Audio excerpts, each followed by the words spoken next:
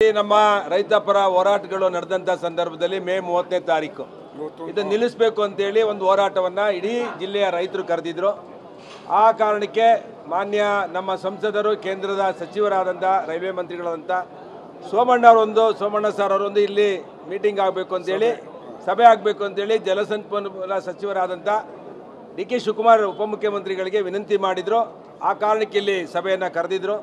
ಸಭೆಯಲ್ಲಿ ಸೋಮಣ್ಣವರು ಕೂಡ ಹೇಳಿದ್ದಾರೆ ಇದು ಅವೈಜ್ಞಾನಿಕವಾಗಿದೆ, ಈ ಯೋಜನೆಯನ್ನು ನಿಲ್ಲಿಸಬೇಕು ಅಂತ ಹೇಳಿ ಸ್ಪಷ್ಟವಾಗಿ ಹೇಳಿದ್ದಾರೆ। ಅದೇ ರೀತಿ ನಾನು ಕೂಡ ಹೇಳಿದ್ದೇನೆ, ಕೃಷ್ಣಪ್ಪನವರು ಹೇಳಿದ್ದಾರೆ, ಜ್ಯೋತಿ ಗಣೇಶ್ ಅವರು ಹೇಳಿದ್ದಾರೆ।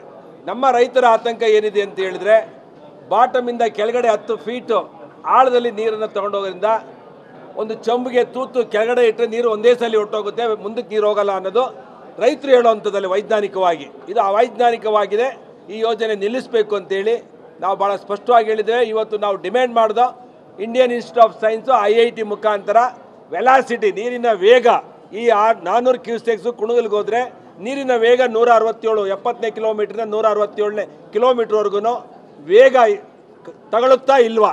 ಇನ್ನೊಂದು 400 ಕ್ಯೂಸೆಕ್ಸ್ ಬದಲಾಗಿ 600 ಕ್ಯೂಸೆಕ್ಸ್ ನೀರನ್ನು ಪ್ರೆಷರ್ ಕೊಟ್ಟರೆ ನೀರು ಕುಣಗಲ್ಗೆ ಹೋಗೋದು ಒಂದು 35 ಕಿಲೋಮೀಟ್ರ್ ಅನ್ನೋದು ಕೂಡ ನಾವು ಒಂದು ವಾದವನ್ನು ಇಟ್ಟು ಆ ವಾದಕ್ಕೆ ಸ್ಪಾಟ್ ಇನ್ಸ್ಪೆಕ್ಷನ್ ಬರ್ತೀವಿ ಅಂತ ಒಪ್ಕೊಂಡಿದ್ದಾರೆ ಡಿ.ಕೆ. ಶಿವಕುಮಾರ್ ಸಾಹೇಬ್ರೆ। ಬಂದು ನಾನು ಅದನ್ನು ಪರಿಶೀಲಿಸ್ತೀನಿ। ಎರಡನೇದು ಇಂಡಿಯನ್ ಇನ್ಸ್ಟಿಟ್ಯೂಟ್ ಆಫ್ ಸೈನ್ಸ್ ಅಥವಾ IITಗೆ ಇದನ್ನು ಮಾಡೆಲಿಂಗಿಗೆ ಏನು ವೆಲಾಸಿಟಿ ಆ್ಯಂಡ್ ಹೈಡ್ರಾಲಿಕ್ ಸಿಸ್ಟಮನ್ನು ಚೆಕ್ ಮಾಡಿ ನಂತರ ಈ ಯೋಜನೆಯನ್ನು ಪ್ರಾರಂಭ ಮಾಡ್ತೀವಿ ಅಂತ ಹೇಳಿದ್ದಾರೆ। ಅಲ್ಲಿವರೆಗೆ ನೀವು ರೈತರಿಗೆ ಹೇಳಬೇಕು ಅಂತ ಹೇಳಿದ್ದಾರೆ। ಮತ್ತು ಎಲ್ಲ ತುಮಕೂರು ಜಿಲ್ಲೆ ಎಲ್ಲದಕ್ಕೂ ನೀರಾವರಿಗೆ ಹಣವನ್ನು ಕೊಡ್ತೀವಿ ಅಂತ ಹೇಳಿದ್ದಾರೆ।